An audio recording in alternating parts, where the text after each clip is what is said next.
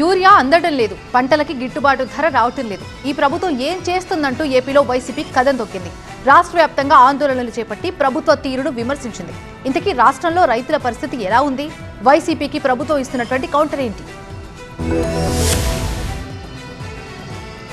అన్నదాత పోరు పేరిట ఆందోళనలు తెలుపుతూ ఆర్డీఓలకు వినతి పత్రాలు ఇచ్చారు వైసీపీ నేతలు. శ్రీకాకుళంలో మాజీ స్పీకర్ తమ్మినేని ఆధ్వర్యంలో ధర్నా కొనసాగింది.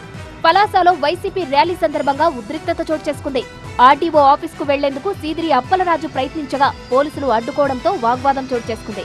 మాజీ మంత్రి గుడివాడ అమర్నాథ్ ఆధ్వర్యంలో వైసీపీ నిరసనలు కొనసాగాయి. వైసీపీ ఆఫీస్ నుంచి ఆర్డీఓ ఆఫీస్ వరకు ర్యాలీ నిర్వహించి వినతి పత్రం అందించారు. రాజమహేంద్రవరంలో దానావాయిపేట నుంచి ఆర్డీఓ కార్యాలయానికి వెళ్తున్న వైసీపీ నేతలను పోలీసులు అడ్డుకున్నారు.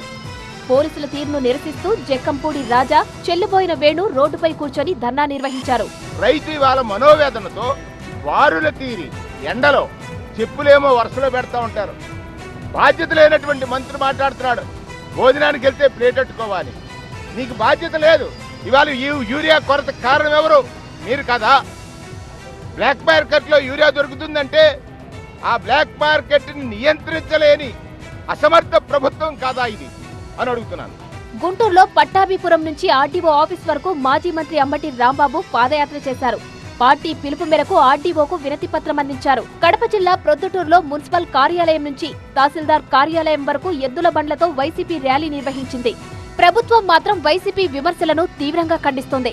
యూరియాపై కావాలని రాజకీయం చేస్తోందంటూ మండిపడుతోంది. రైతులు యూరియా తీసుకుంటున్నారు, కానీ అందరూ ఒకేసారి వెళ్తే దానివల్ల మనకి సమస్యలు వస్తాయని ఒక క్రమబద్ధతలో పెట్టిస్తున్నారు. ఎక్కడ యూరియా సమస్య లేదు. మంత్రి అచ్చెన్నాయుడికి మాజీ ఎమ్మెల్యే కేతిరెడ్డి వెంకట్రామరెడ్డి కౌంటర్ ఇచ్చారు. రైతులను అవమానించేలా అచ్చెన్నాయుడు మాట్లాడుతున్నారంటూ విమర్శించారు. ఒక రైతు ఆత్మాభిమానంతో ఉంటాడు.